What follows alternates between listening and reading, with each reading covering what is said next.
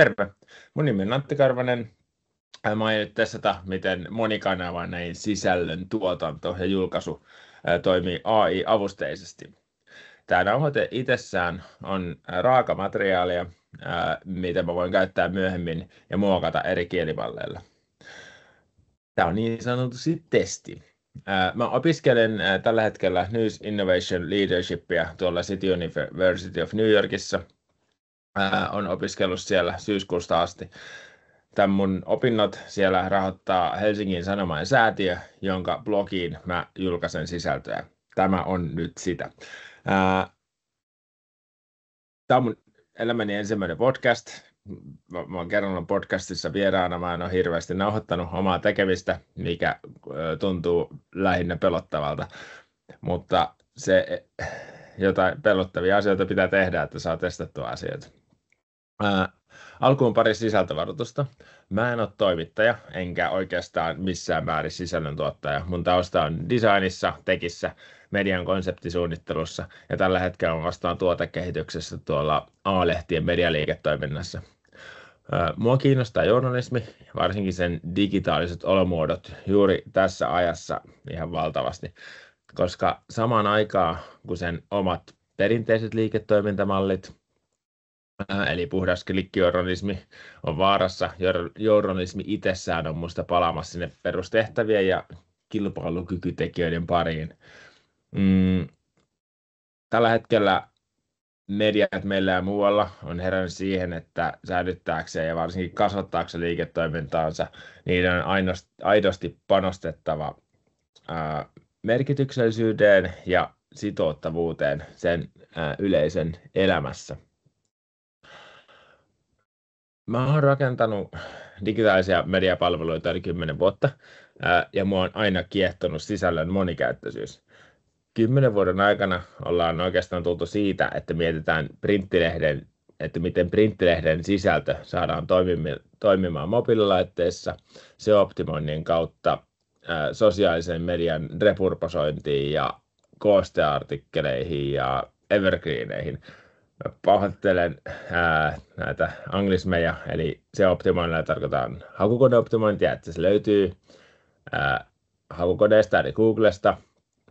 Repurposointi tarkoittaa monta asiaa, mutta muutamina asioina ainakin se, että siitä sisällöstä voidaan pilkkoa osasia toisiin artikkeleihin, niin sanottiin hubiartikkeleihin, tai sitten se voidaan tehdä uudelleen toiseen kanavaan, mutta perinteisesti se on tarkoittanut aika lailla sitä, että se pitää itse käsin tehdä uudelleen sinne uuteen kanavaan. Ja evergreeneillä tarkoitan oikeastaan sitä, että todella moni sisältö mediassa toimii yhtä hyvin vuoden päästä kuin mitä se toimii nyt. Varsinkin A-lehdillä, kun meillä on tausta tuolla aikakausmediassa, niin moni meidän sisältö on tosi sesonkilähtöistä. Ja jos miettii vaikka esimerkiksi reseptisisältöä, niin samat joulureseptit hyvin todennäköisesti toimii ensi vuonna ihan yhtä hyvin kuin toimi 2 vuotta sitten.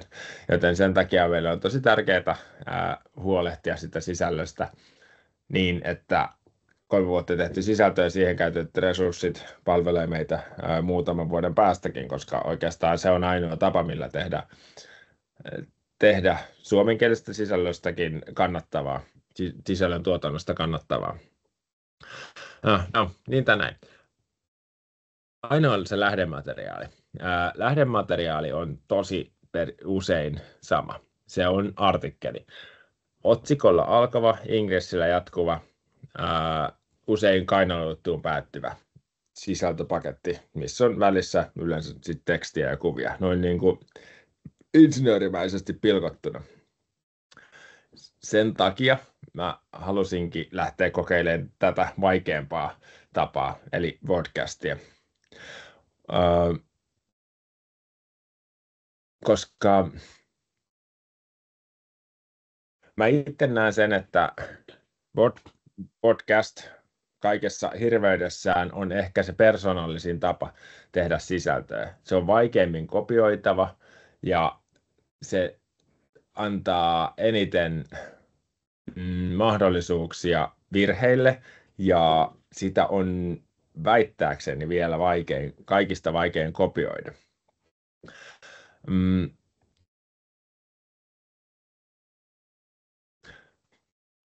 Podcast ja audio on ylipäätään tosi monelle nyt jo se ainoa väylä perinteisen journalismin pariin, mutta podcastejakään ei ole käytetty kovin monikäyttöisesti. On totta kai yksittäisiä yksarvisia, kuten joku Tuomas Peltomäki Hesarilla, joka tajuaa jokaisen median formaatin ja kanavan just sillä tavalla, kuinka ne kuuluu tehdä ja osaa tehdä niitä luonnollisesti. Mutta kaikki ei valitettavasti tai onneksi ole Tuomas Peltomäki, joten moni journalisti ja muu sisällön tekijä on vähän niin kuin oman formaattinsa vankeja. On niitä, jotka ajattelee kirkkaasti vain kirjoittamalla, ja niitä, jonka flow kulkee oikeastaan vain podcastissa. On niitäkin ilmeisesti, jotka nauttii podcastin tekemisestä, en ymmärrä, mikä tekee tälle 6 minuutin kokemuksella. Tuntuu tosi oudolta ryhmältä. Mutta se tekijöistä. Enemmän mua kiinnostaa käyttäjät, yleisö. Media, varsinkin aikakausmedia, on täynnä pitkää, ihan loistavaa tekstikerrontaa. Mutta tänä aikana semmoinen 15 minuutin swipeilu, että sä saat sen pihvin ja löydät sieltä sen, mitä sille on haluttu kertoa, niin tuntuu ainakin itselle tosi monesti aika ylitse pääsemättömältä. Mä tykkään lukea, itse luen edelleen tosi paljon. Tämän vuoden aikana mä oon lukenut varmaan enemmän kuin koskaan ennen, mutta digitaalinen journalismi 15-20 minuutin artikkeleilla usein päättyy useampaan keskeytykseen, ja se ei houkuttele ainakaan niissä arjen-hetkissä, missä yleensä pääsee digitaalisen journalismin pariin. On niitä, jotka ei koskaan löydä sitten taas podcastien pariin, mihin taas usein löytyy helpommin se työmatkalla tai siivotessa tai muuten se 1-20 minuuttia, mutta niitä ei löydy. Ei vaikka siellä puhuttaisiin niin yleisön intohimo-asioista. Ja sitten on vielä tämä kolmas muoto, eli se, mitä yleensä tulee niin kuin jonkun YouTube tai WhatsAppin kautta, on videomuoto. Ja mä tiedän, että YouTube ja nämä WhatsApp-linkit, mitä itselle tulee, on täynnä mitä fiksumpaa materiaalia mun työn kannalta, mun harrastusten kannalta, jopa mun oman perheen kuulumisten kannalta. Mutta mä en pysty katsoa niitä. Mä en löydä mun elämästä hetkiä, jolloin mä katsoisin videoita. Mä en oikeastaan niinku YouTubea käytä juuri ollenkaan. Jos ei, mä oikeastaan niin kuin mulle videomuotoinen sisältö, niin videomuotoinen kerronta, jos ei sitä ole tehty Hollywoodissa tai Yellow Filmsillä, niin se ei, mä en siedä sitä. Mun mielestä podcast on, sanotaan suoraan, että mun mielestä podcast on aivan hirveä formaatti. No, miten tämä kaikki liittyy mihinkään tai miten tämä liittyy kaikkeen? Mäpä jantelen näytön. Opiskelun aikana mä olen löytänyt linkkarista Follow-napin ja alkanut seuraa maailman kovimpia media-alan tekijöitä, varsinkin niin kuin Productin, yleisön sitouttamisen ja AI-saralta. Helmikuussa linkkarissa mä törmäsin tällaiseen artikkeliin, jossa Esra Iman puhuu Fluid-mediasta. Mä en tunne Esraa, mutta kannattaa seurata tyyppiä. Tämä kaveri on töissä Hollannin Ylellä NPOlla. Ja sillä on tosi paljon aikaa kirjoittaa linkkariin. No, siinä jutussa Esra kertoo, miten hän näkee tekoälyn mahdollistavan dynaamisen ja personoidun käyttäjäkokemuksen. Eli jos ennen vanhaan, kun sanotaan niin kuin legacy-mediasta on siirrytty digitaaliseen mediaan, niin se on vapauttanut käyttäjät siitä, että sä voit nauttia sen sisällön niinä paloina, eli yksittäisinä artikkeleina tai juttuina, milloin sä haluat. Mutta edelleen se formaatti on hyvin pitkälti se, mihin se on tehty alun perin, eli se artikkeli. Mutta sanotaan että se on edelleen se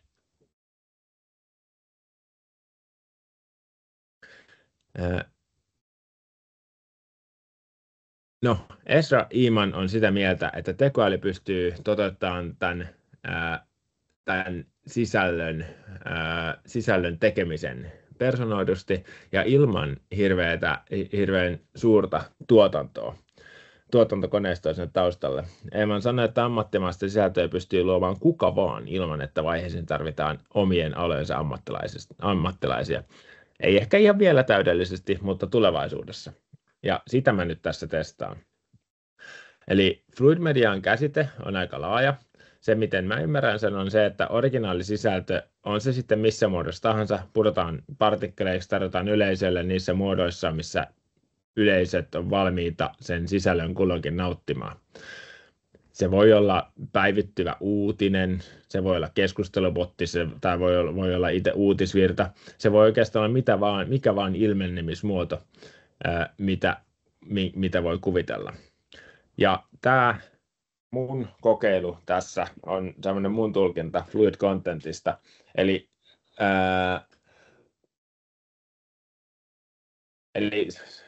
sillä sanotaanko niin, että mulle niin kuin podcast on sellaisia median muotoja, joissa sallitaan haahuilu, rönsyily.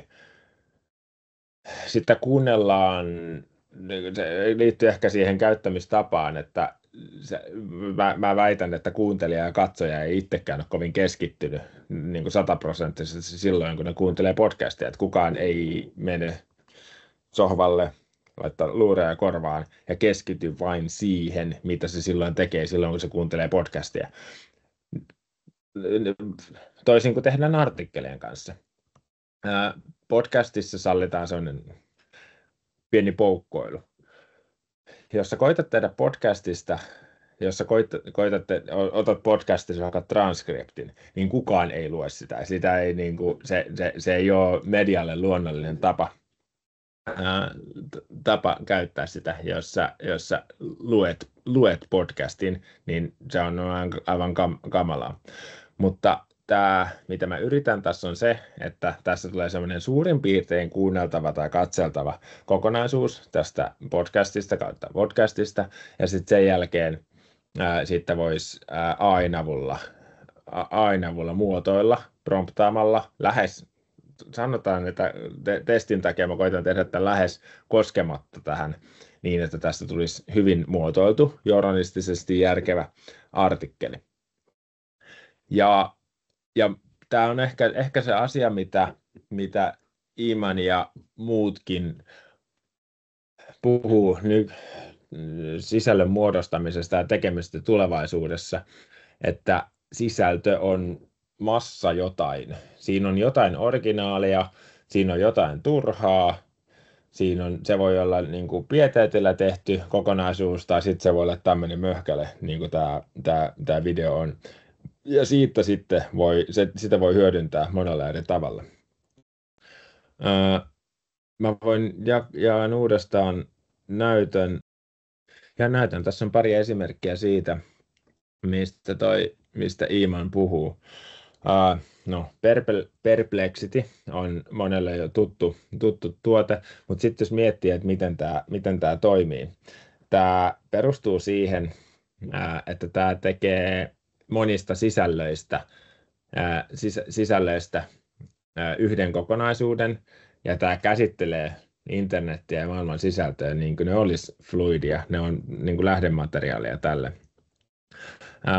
Mä tein tässä nyt tällaisen testin. Mä kysyin vaan, että mikä on progressiivinen verotus, ja tämä käsittelee koko internettiä, suomenkielistä internettiä, suomenkielistä lähdemateriaalia, ja hakee sieltä tiedon hippusia ja tekee siitä mulle sisällön ja selittää aika hyvin sen, mitä progressiivinen verotus on. Ja mä näen itse täältä nämä lähteet, mihin tämä perustuu. Täällä on vero.fi, Wikipediaa, tilitoimisto Riihosta, onnea heille, oma laina. Sitten täällä on mahtavaa, täällä on vasemmistonuoret sekä veronmaksajat. Että tässä on todennäköisesti aika lailla niin kuin otettu vähän niin kuin onnistuttu ottaa niin kuin montaa puolta riippumatta siitä, mitä mieltä on verotuksesta, niin heidän kantojaan, että mitä tarkoittaa progressiivinen verotus ja että mikä sen tarkoitus on. Toinen ihan supermielenkiintoinen appi tällä hetkellä on tällainen kuin Particle. Ja tämä on tämmöinen Particle News, particle.news, mikä on appina. Appina tämä on vielä parempi.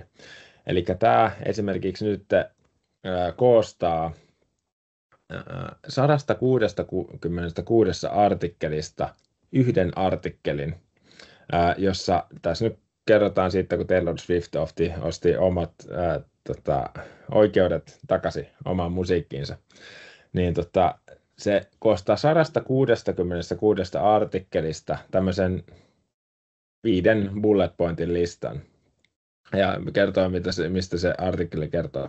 Sitten se, että meneekö loppukäyttäjä näihin lähteille 166 artikkeliin ja mihin niistä ja miten se järjestyy, sitten mä en tiedä. Mutta tämä todennäköisesti tulee olemaan tulevaisuuden yksi tapa käyttää mediaa. Ja mä oon tosi innostunut, mä itse olen aina kiinnostunut noista niin kuin alkuperäisistä lainauksista, niin tämä nappaa sieltä hienosti niin kuin quoteja, eli että mitä ihmiset on oikeasti sanonut. Ja mun mielestä tämä on nimenomaan se, mikä on median ja journalismin yksi semmoisesta erottautumiskeinoista, että siellä on niin kuin oikeasti ihmisten sanomia asioita, eikä pelkästään synteesejä ympäröivän maailman lähteistä. Tietenkin nämäkin, kun tämä katsoo, niin jos mä tulkitsen tätä oikein, niin tämä sama lainaus, en tiedä kuka tämän on alun perin hankkinut, mutta sitä on käyttänyt 41 lähdettä, ettei tämä nyt enää loppujen niin originaalia olekaan. Ja tästä on vielä se pointti, että kannattaa ladata tosiaan tämä particle.news, niin siellä on sellainen ominaisuus, mikä puuttuu tältä verkkosivulta, niin sä voit klikata tätä overview-kohtaa, se antaa sulle aluksi overviewn, mutta sä voit ottaa siitä sellaisen version, että tekoäly muodostaa sulle siltä, että siellä on nyt explain to a 5-year-old, ja sitten se muuttaa semmoisen Comic Sansilla kirjoitetun laatikon, missä selittää tämän asian kuin 5-vuotiaalle. Ja tämä on mun mielestä niin kuin mahtava tapa niin kuin kunnioittaa loppukäyttäjää siinä, että se saa sen ymmärryksen ja sen tiedon haluamallaan tavalla. Eli muokataan sitä sisältöä loppukäyttäjän tarpeisiin. Yes. Ja oikeastaan riippumatta siitä, mihin tämä johtaa ja onko tämä tällainen sisällön syntetisointi hyvä asia, mutta itse uskon vahvasti siihen, että siihen ollaan menossa. Halutaan myös sitä tai ei, tai on se hyvä asia tai ei. Ja silloin puhuttiin siitä artikkelissa, tuossa Ezra Imanin artikkelissa puhuttiin siitä, että kuinka tärkeää medialle on erottautua, löytää ne omat keinonsa palvella omaa yleisöä, ja se yleisön kannattaa olla mahdollisimman iso. Ja toivottavasti se ei ainakaan rajoitu sillä, että missä formaatissa me sisältöä tarjotaan. Musta vähän näyttää siltä, että se itse sisällön absoluuttinen arvo lähestyy valitettavasti nollaa, ja ainoa arvo on sillä kokemuksella, mitä mediabrändi tai mediatuote, miksi sitä kutsutaankaan, pystyy tarjoamaan käyttäjälle. Ja kokemuksen nimenomaan pitäisi erottautua ja palvella yleisöä just sillä hetkellä ja siihen tarpeeseen, mitä se haluaa. että jos mietitte vaikka itseänne, niin teillä voi olla hetkiä, jolloin te haluatte lukea pitkän artikkelin, mutta se on aika harvoin, ja teillä voi olla hetkiä, jolloin te haluatte kuunnella sen asian, ja teillä voi olla joskus harvoin sellainen hetki, että te haluaisitte katsoa se videona tai lukea lyhyenä tiivistelmänä.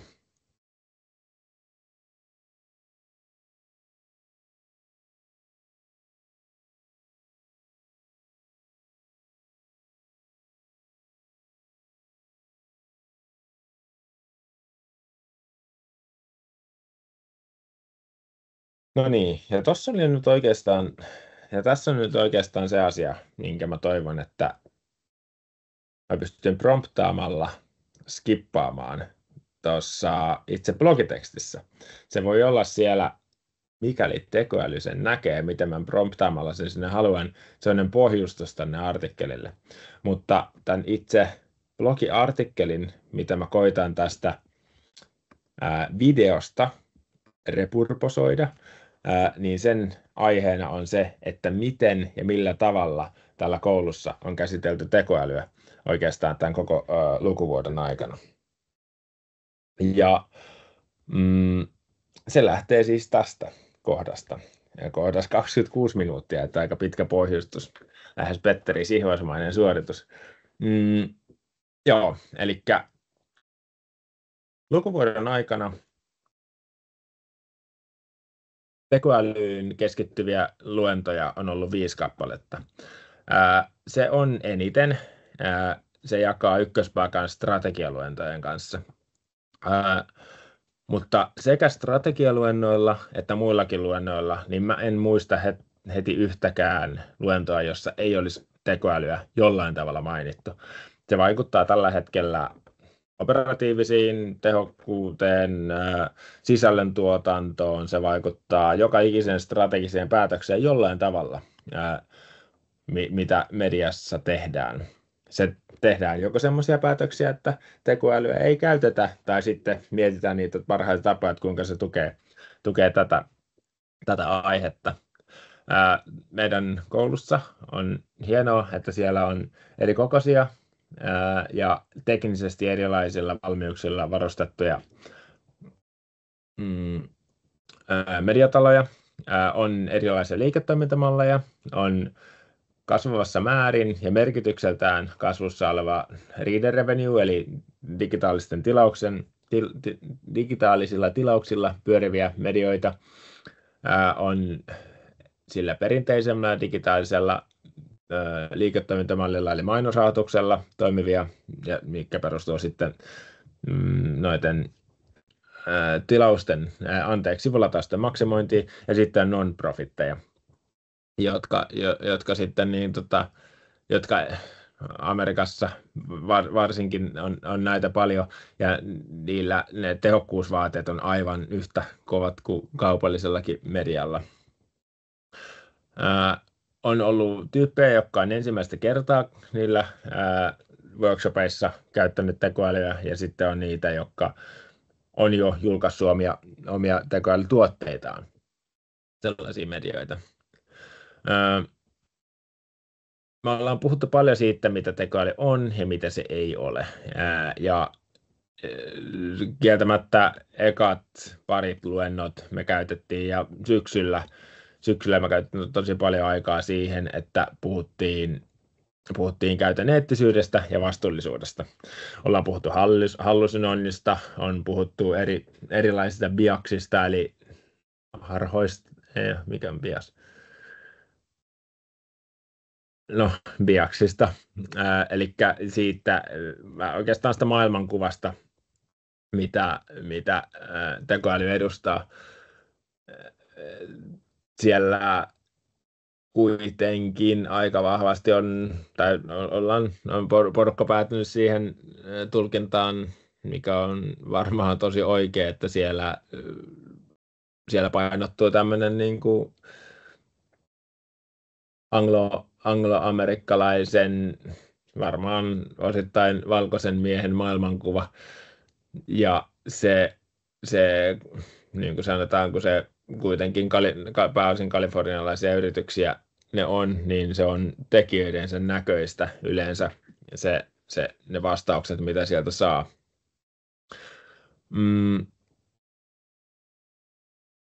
Ajankäytön läpinäkyvyydestä on puhuttu, että millä tavalla sitä pitää kertoa, miten tekoälyä käytetään. Mun mielestä se on vähentynyt se puhe tässä niin kuin vuoden aikana, koska se on vähän tullut niin kuin selväksi, että oikeastaan niin kuin kohta kaikki sisältö jollain tavalla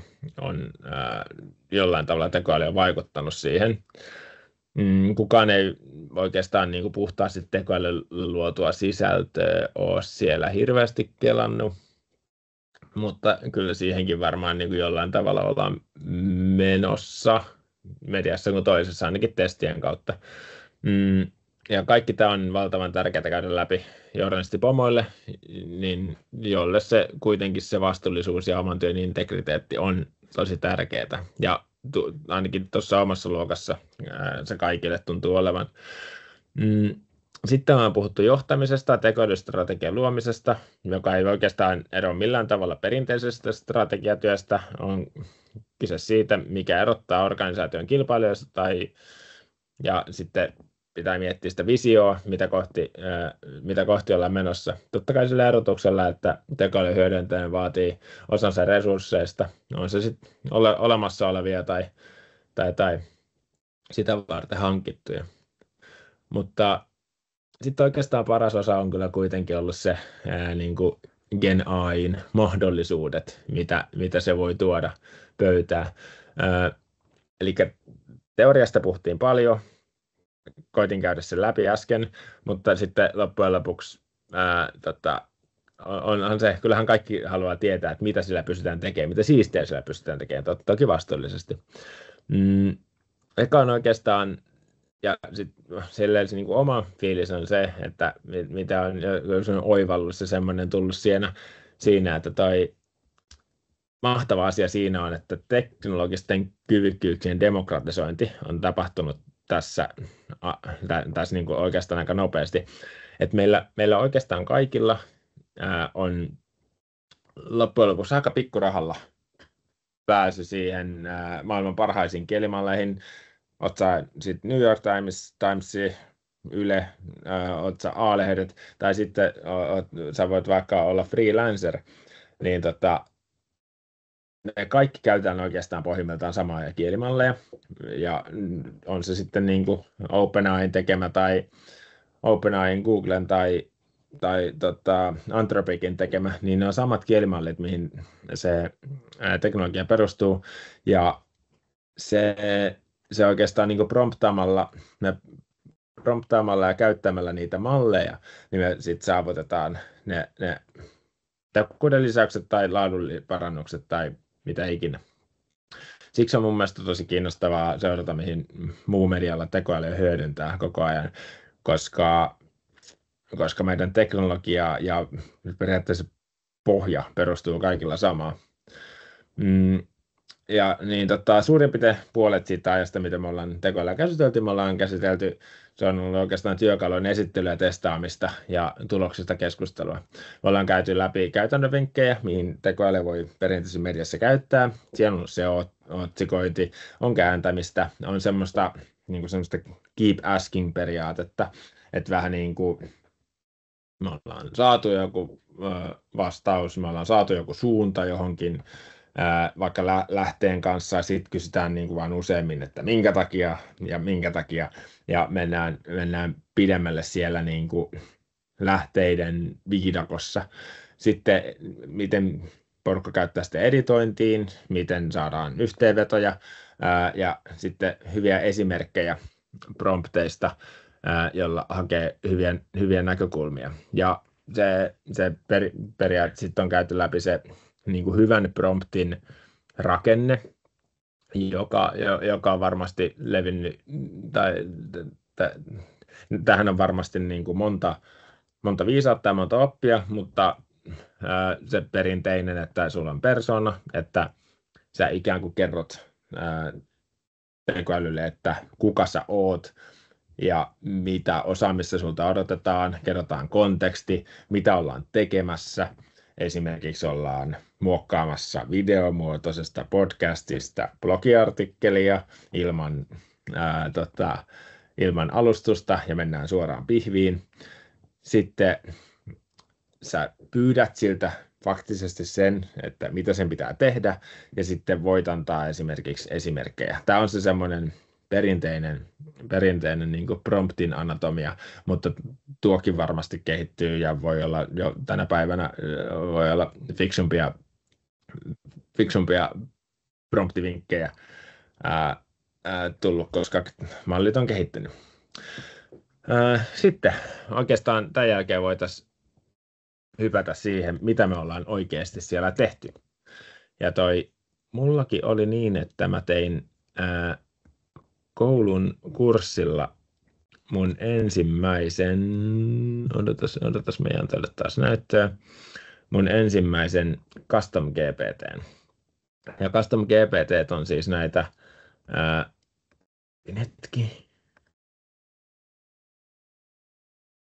Custom GPT on siis näitä, että jos sulla on paljon toistuvia asioita, mitä sä joudut tekemään, niin sä voit ulkoistaa sen niin kuin sun itse rakentamalle GPT:lle. Mä tein nyt tämän ChatGPT:ssä, ja mulla on tässä nyt 4 eri mun omaa, ja tämän mä tein siellä koulun tunnilla, eli mä tein itselleni Translator Dictionaryn, että mä käytän itse kääntämiseen paljon ChatGPT:tä nykyään, ja sitten mä loin tällaisen, siis tämä toimii tosi paljon myös keskustelumallilla, että kirjoittaa tähän, että minä haluaisin, että sinä olisit kääntäjä, joka toimii näin ja näin ja näin ja näin. Ja mä oon halunnut kääntäjältäni ominaisuudet silleen, että se toimii samalla sanakirjana. Ja tämän promptin, jonka mä oon luonut tässä ajan mittaan, ja aina kun se jos tämä mun Custom GPT toimii väärin, mä annan sille uuden ohjeen, jotta se ei ensi kerralla toimisi niin väärin. Ja nyt mä näytän esimerkin tästä, että tässä esimerkiksi mä haluan, että mä en halua kirjoittaa joka kerta, että käännä tämä bla bla bla, tai käännä tämä englanniksi, käännä tämä suomeksi, niin mä oon opastanut tämän silleen, että jos mä laitan tähän englanninkielisen sanan, se kääntää sen suomeksi, ja sitten toimii kun sanakirja sen päälle, näyttää esimerkit, ja sitten toisinpäin, jos mä heitän englanniksi sanan, jos mä heitän suomeksi sanan, niin sitten kääntää englanniksi. Katsotaan tässä vaikka esimerkki, mä kirjoitan tuon otter. Sitten täältä tulee, että English word otter translates into Finnish as saukko. Ja sitten tässä tulee explanation, että miten tätä käytetään. Ja sitten mahtava, tämä on oma nörtteily, tämä kertoo myös etymologian. Eli mistä sana otter tulee. Ja se tulee nyt vanhasta englannista otor tai otter. Ja germaanisesta ultrats. No, voi olla, että tätä on joskus turhaa, mutta itse kiinnostaa tämä yllättävänkin usein, että mistä joku sana tulee. Sitten mä voin näyttää toisen esimerkin. Nyt mennään siis takaisin tähän samaan, niin mä kirjoitan tähän saukko.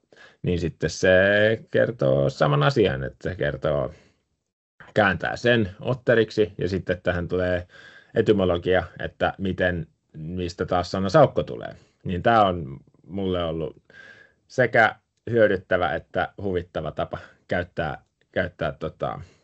sanakirjaa. Ja varmasti voi tehdä monia muita erilaisia esimerkkejä. Mulla on tässä esimerkiksi luonut oman Shiskin GPT:n, joka siis perustuu UseNames-malliin, joka tunnistaa artikkelista sen käyttäjätarpeet ja sitten tekee ehdotuksia muiden käyttäjätarpeiden täyttämisestä. Eli tässä on aika hyvä palvelu. Ja sanoisin, että jopa se promptilla voisi ehkä jopa olla jotain arvoa. Sitten muihin työkaluihin, mihin me ollaan tutustuttu, mitä vinkkaisin tässä, että kannattaa tsekata, on tämmöinen POW. Ja tämä POWn ominaisuus on siis se, että tässä on useampia eri kielimalleja. Väittäisin, että niin kuin isoimmat ja tärkeimmät kielimallit, mitä on olemassa. niin täällä voi testata hyvin, että mikä kielimalli on milloinkin paras, mikä on mun mielestä tosi niin kuin raskasta ja vaikeaa. Niin tälle voi ainakin heittää, tämä nyt ei ole täysin varmaan tieteellisesti validia tämä tutkimus, mutta tässä on esimerkiksi se, että mä oon pyytänyt Poulla eri kielimalleilta nopeasti, että mikä on pou.com. Ja sitten tässä näkee sen eron, miten mikäkin kielimalli sitä niin kuin kysymystä käsittelee. Tässä on Clouden versio, ihan tuommoinen hyvä, näppärä, nopea vastaus. Tässä on, eli Poun Kuoran kehittämä alusta, jossa käyttäjät voi keskustella erilaisten tekoälyavustajien kanssa. Palvelusta on saatavilla useita tekoälymalleja, kuten ChatGPT, Claude, GPT-4, ja käyttäjät voi valita haluamansa tekoälymallin ja käydä sen kanssa keskustelua. Ja sitten tästä näkee just tämän esimerkiksi, että se heittää lisäkysymyksiä. Sitten tässä on GPT 4.0, hyvin samantapainen vastaus. Sitten tässä on Gemini, Flash Preview, todella samantapainen vastaus, mutta ei esitä esimerkiksi lisäkysymyksiä. Sitten tässä on DeepSeek, joka heitti kattavimman vastauksen ja tekee tällaisen niin kuin samaan kysymykseen antaa kattavimman vastauksen ja tekee pilkkoa sitä bulletteihin, pääominaisuuksiin. Ja sitten tuli viimeiseksi oikeastaan huonoin. Tämä ei pidä paikkaansa. Eli tässä on tämä Metan Llama, joka kertoo, että Pou on verkkopalvelu, joka tarjoaa työkaluja ympäristön luoda hallita verkkoidentiteettejä ja osoitteita. Ei tee sitä. Tämä ei pidä paikkaansa. Eli tässä testissä niin kaikki muut pääsi silleen suurin piirtein läpi. Gemini, GPT ja Claude oli hyvin samantyyppisiä. Llama vastasi väärin ja DeepSeek vastasi kattavimmin. Eli tämä oli ihan mielenkiintoinen. Ja täältä löytyy sitten tosiaan melkein kaikki. Katsotaan. Anteeksi, nyt mä sekoilin tässä.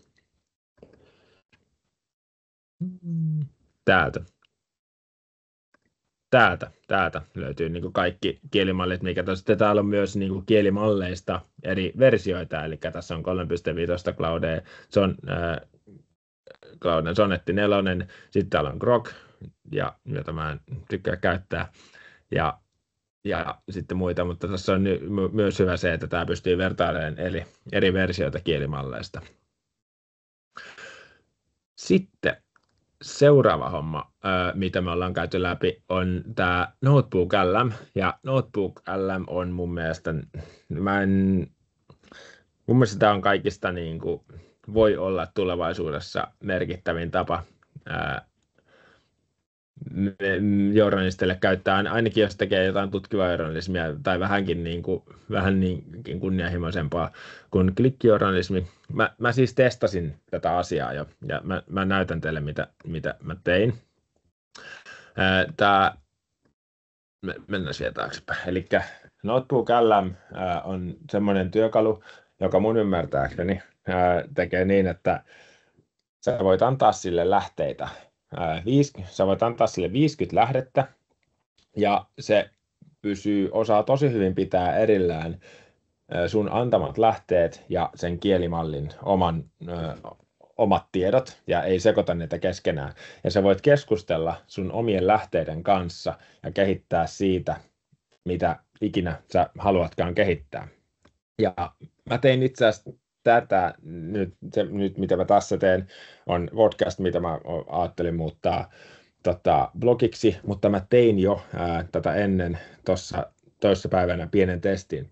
Mä lähdin käveleen, mä pistin mun luurit korvaan ja mä kävin vähän tämän saman idean läpi silleen, että mä vähän niin kuin hölisin vaan. Mä pidin pitkiä taukoja, poukkoilin, ajattelin ääneen, heitin asioita niin kuin ilmoille ja sitten mä otin sen, mä kävelin Korvalantiellä, siksi ton nimi on tommonen, mä poukkoilevan puheenvuoron perusteella pyysin Notebook LM:ltä blogitekstin tästä poukkoilevasta äänitiedostosta, ja mä annoin sille myös lähteiksi 4 eri mun jo kirjoittamaa blogitekstiä tonne säätiön sivuille. Ja nyt hetkinen, se on muuten kadonnut tästä. No, nyt mä voin, nyt tässä on tiivistys tuosta mun nauhoitteesta, ja sitten lähteet on tuohon mun blogiin. Ja nyt mä pyydän täältä uudestaan näköjään, että kirjoita nauhoitteesta uusi blogipostaus.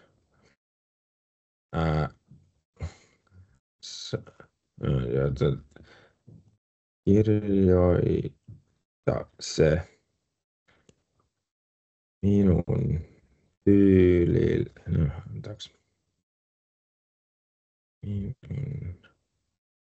No, minun tyylilläni, jonka löydät linkatuista postauksista. Ja sitten se rapsuttaa sitä. Ja tosiaan toi on ehkä niin sen verran. Sanotaan, että voisimme jakaa tuon äänitiedosta, jos jotain se kiinnostaa, mutta se on oikeasti todella hapuilevaa ja tuommoista poukkoilevaa sisältöä. Ja nyt tässä tuli tämä blogipostaus, jossa tämä kertoo, säätiön stipendiaatit kertovat opiskeluista ja elämästään ulkomaisissa huippuyliopistoissa. Ja sitten tämä on laittanut otsikon tänne: tekoälystrategia ja median murrospohdintoja Kunystä. Sitten tämä on selkeästikin napattu jostain blogitekstistä, tämä alku. Jep. Mutta sitten tämä on vähän niin kuin mun tapaisesti ja mun puhetta mukailen ja mun kirjoitustyyliä mukailen. Tekoäly tuntuu siltä, että se on mainittu joka ikisen luennon aikana jollain tavalla aiheesta riippumatta, bla bla. Ja sitten tämä viittaa, tässä on lähdeviitteet, jotka näistä näköjään lähes kaikki viittaa tuohon äänitiedostoon. Ja tämä oli mun mielestä semmoinen, että mä olisin lähes jo kehdannut tämän lähettää julkaistavaksi, mutta halusin kuitenkin vähän vielä sparrata, että pelkästään horinasta ei tehdä blogitekstejä, mutta väittäisin, että se nykyään niin kuin notebookilla avulla pystyy. Joo, palataan asiaan, kun saan tämän äänen virtana puhutun tekstin muotoon tekoälyn avulla. Tämä on tosi mielenkiintoinen ja kannattaa ehdottomasti tutustua, varsinkin jos tekee niin kuin moneen lähteeseen ja pidempää juttuprojektia. Sitten seuraava työkalu, mitä me käytettiin, on tällainen Google AI Studio. Ja mä en tiedä, siis mä kuulin tästä ekaa kertaa ton koulun kautta, mikä on vähän outoa. Mä heitin nyt, tää hetken aikaa kestää tää ruksuttaminen, niin mä tein tämän valmiiksi jo. Tälle voi heittää siis minkä vaan YouTube-videon esimerkiksi. Voi montaa muutakin formaattia heittää tälle. Mutta tässä mä oon heittänyt YouTube-videon, ja sitten mä oon kysynyt, mikä on tämän videon mukaan suurin uhka Itämerelle. Ja sitten tämä käy sen videon läpi, ja se sanoo, että videossa kohdassa 1.19 todetaan, että suurin uhka Itämerelle on ravinnekuormitus, ja siitä johtuva rehevöityminen. Ja katsotaanpas 11.19. Mä en ole ihan varma, kuuluuko tämä nyt teille.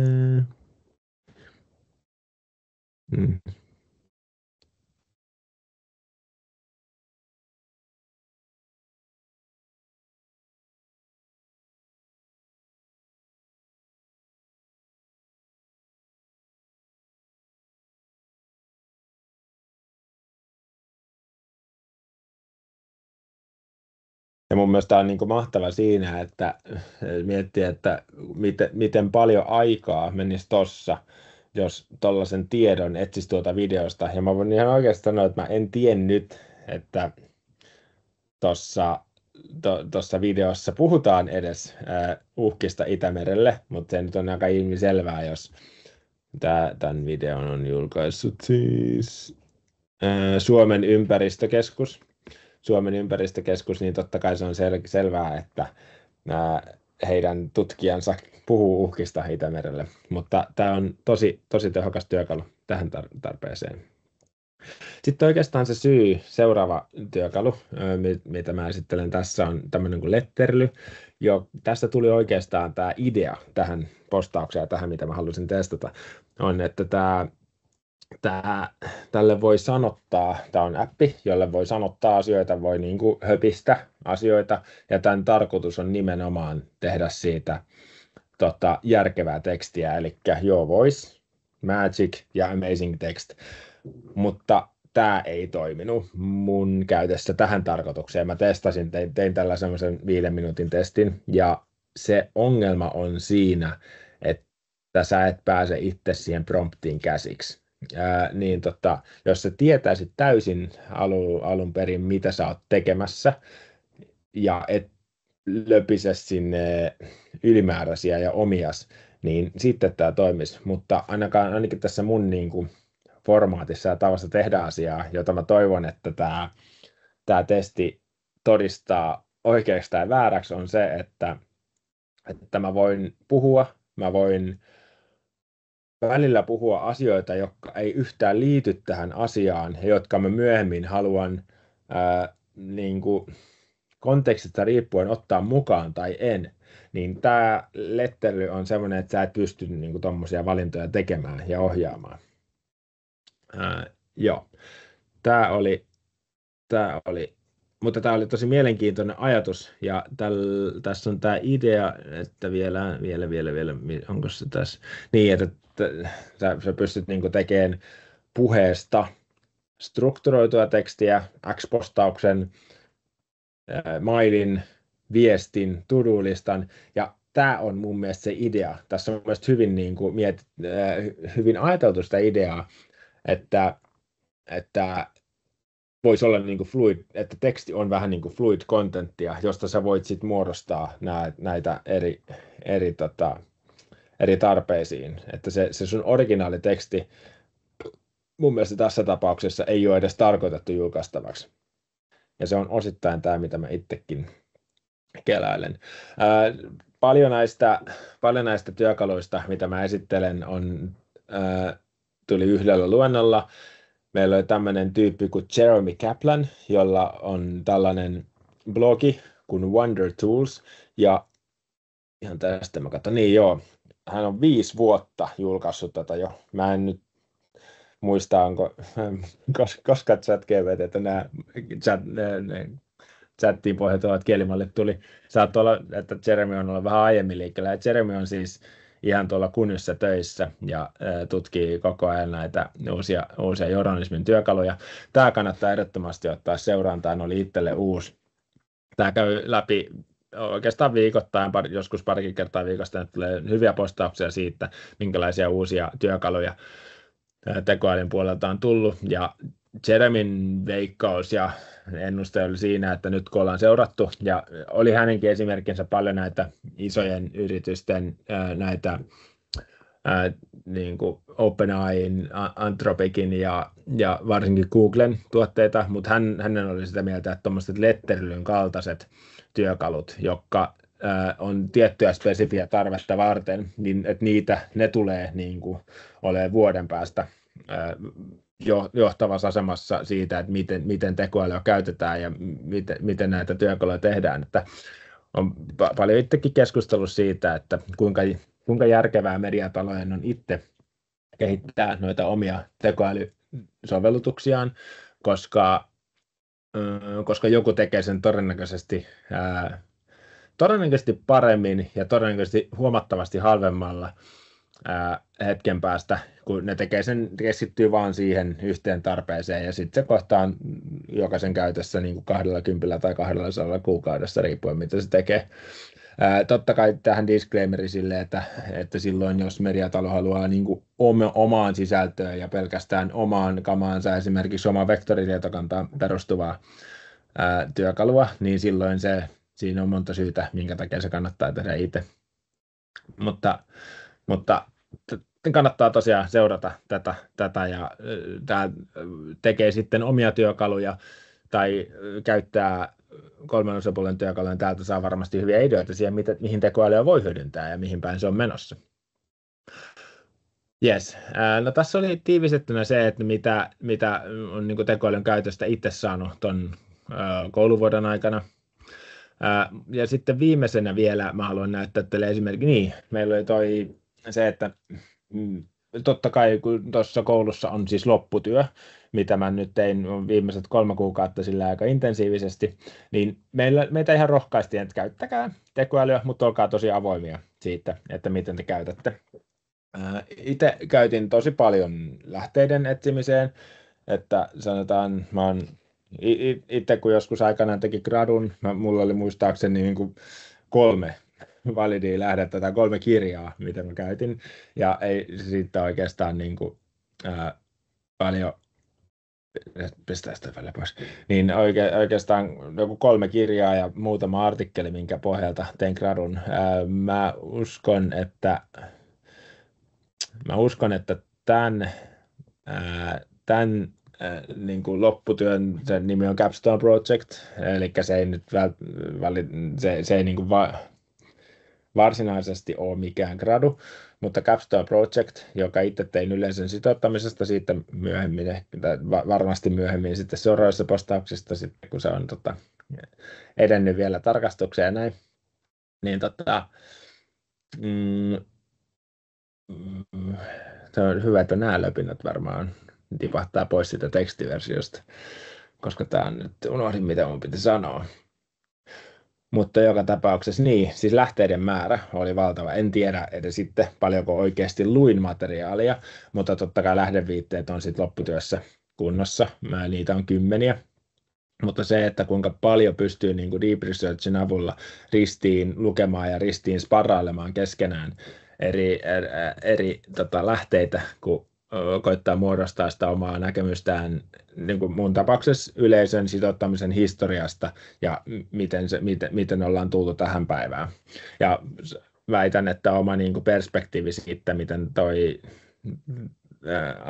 ala on kehittynyt, niin on valtavan paljon monipuolisempi kuin se, että jos olisin niin kuin lukenut 1 tai 2 kirjaa aiheesta. Mutta oikeastaan se kiinnostava, niin sitten sen lisäksi mä käytin sitä editointiin. Moni sanavalinta, mikä itsellä on siellä lopputyössä, on tekoälyn tekemä, ja yhtenä perusteluna, ehkä pienenä puolustuksena, sanon tässä, että mun äidinkieli ei ole englanti, ja mä halusin tehdä mun lopputyön kieli on englanti, ja jonka ehkä kohderyhmäkin osittain on englanninkieliset niin kuin audience developerit, eli ihmiset, jotka haluaa kehittää niiden yleisösuhdetta, ja mä halusin, että se ainakaan se, kuitenkin kun miettii, että se on journalistipiirien tehty, niin teksti on se tärkeää, niin mä halusin tehdä siitä journalisteille pätevää tekstiä, ja sen testien jälkeen mä sitten aloin luottaa siihen, että vitsi, tämä tekee niin paljon parempaa englantia loppuviimeksi kuin minä, niin mä loppujen lopuksi käytin aika paljon silleen, että mulla oli tekstipätkä, mulla oli niin kuin, kappale tekstiä, ja sitten mä pyysin silleen, että edit this paragraph for clarity and grammar, niin se teki sen tosi hyvin, ja sitten mä olin, no, tässä on täysin se asia, mitä mä sanoin äsken, mutta tämä on vaan parempaa englantia, ja näin tehty. Että jos se sitten huonontaa mun kielitaitoa lopulta, niin se on, katsotaan mitä käy, mutta mielestäni mä oon ehkä oppinut paremmin puhun englantia ton kautta. Tämä kirjoittaa nimenomaan. Mutta oikeastaan vielä nyt se mielenkiintoinen asia, ja mulle ehdottomasti hyödyllinen asia, mihin käytin tekoälyn lopputyössäni, on tällainen. Eli mä käytin sitä mun muistin jatkeena. Eli tässä on esimerkki, tuossa näkyy, että mä oon käyttänyt myös tosi paljon niin kuin faktatsekkaukseen. Että silloin, kun itsellä on se fiilis, että kaikki on tietenkin oikein tässä, niin kuin tutkimuksessa pitää olla, niin sitten mä oon vielä kerran fakta-tsekannut sen ChatGPT:n pulmasta, että hei, tsekkaas tämä, ja sitten se parissa kohtaa sai mut kiinni siitä, että mä olin saanut oman mielipiteeni liian totena, niin sitten mä joko muokkasin sen niin kuin muotoon, että minä olen, oma näkemykseni asiasta on tämä, tai sitten mä etsin sille lähteen. Mutta tämä on oikeastaan se mielenkiintoisen asia, että mä tein nyt testiksi sen tämmöisen, tämä, niin tällainen, eli mä kirjoitin tälle, että I am writing about strategies of how to focus on full funnel and distribute efforts where it is most efficient. Find me all the mentions about the subject from the interviews. Eli siis, kun mä tein 10 eri haastattelua tätä projektia varten, niin ne 10 haastattelua kaikki mä nauhoitin ja sitten mä litteroin. Disclaimer, että ne kaikki litteraatit mä kävin läpi, siis sen nauhan kanssa, että se litteraatti oli oikein. Siellä oli virheitä, siellä alkuperäisessä litteroinnissa olisi ollut niin paljon virheitä, että se olisi todennäköisesti tuonut virheitä myös tähän lopputyöhön. Joten ehdottomasti litterointi mun mielestä pitää niin kuin tarkistaa, että se pitää paikkansa. Mutta sitten mä tein haastattelut 3 kuukauden aikana, ja mä en nyt mitenkään pystynyt muistamaan sitä asiaa, että miten mä oon, mitä mä oon niin kuin tästä asiasta, vaikka tästä full funnel ja distribute effortsista puhunut jonkun haastateltavan kanssa niin kuin 3 kuukautta sitten, niin sitten mulla oli mun 10 kysymyksen pankki litteroituna tuolla tässä projektissa, ja ne oli siis, mä näytän vielä tuosta, eli ne on tänne asetettu, tänne project-faileihin, kun ChatGPT:ssä on tämä tällainen, että se voi tuoda projektin, jossa on sitten nämä kaikki haastattelut, ja sitten mä pystyin kysymään haastattelusta, että mitä siellä haastatteluissa puhutaan tästä aiheesta. Ja sitten tämä vetää tämmöisen hienon yhteenvedon. Tämä on aika usein toimii vaihtelevasti vähän. En ole ihan varma, kumpi toimii paremmin, O3 vai 4O tähän. Että molemmat toimii, mutta tämä on nyt O3 tehty. Niin täällä on yksi sitaattinostoja, niin kuin tuosta aiheesta, niin ne on niin kuin ihan mahtava siinä, että ei tarvitse muistaa itse, että mitä kukakin on mistä puhunut. Ja nämä on oikeasti lähes 80% järkeviä. Totta kai sä sitten itse tajuat siitä, että mikä nyt ei kuulu tuohon kysymykseen ja mitä sä haluat käyttää. Ja sitten muutaman kerran myös tämä on hallusinoinut tähän niin kuin sitaatteja, jotka ei pidä paikkaansa, mutta totta kai mä oon sitten käynyt tämän sitaatin vielä tarkastamassa sieltä alkuperäisestä tekstistä. Mutta tämä oli mulle itselle niin kuin merkittävin apu tätä lopputyötä tehdessä. Väittäisin, että monelle voisi olla hyödyllinen tapa käyttää tekoälyä. Joo, ja siis toi totta kai olin avoin tuosta tekoälyn käytöstä niin kuin myös koululle, ja se on osannut lopputyötä. Siellä on kappale, että miten on käyttänyt tekoälyä tätä työtä tehdessä. Olikohan mulla muita? Ei varmaan. No tää on nyt tunti 3 minuuttia blastausta. Tää varmaan tulee johonkin ihan esimerkin vai sanotaan, että tämä on todennäköisesti se blogitekstin lähdeviite. Ja tavoite on se, että nyt hetken päästä mä heitän tämän valitsemalleni tekoälyalustalle, varmaan testaan paria, ja sitten promptaamalla pyrin tekemään tästä blogitekstin, joka ei välttämättä puhu hirveästi tästä niin kuin itse videosta, vaan olisi nimenomaan blogiteksti, joka kertoo siitä, miten tekoälyä on käsitelty tuon lukuvuoden aikana. Ja kaikki muu todennäköisesti on tässä turhaa, mutta haluan nähdä, että osaako tekoäly erottaa oleellisen epäoleellisesta. Kiitos.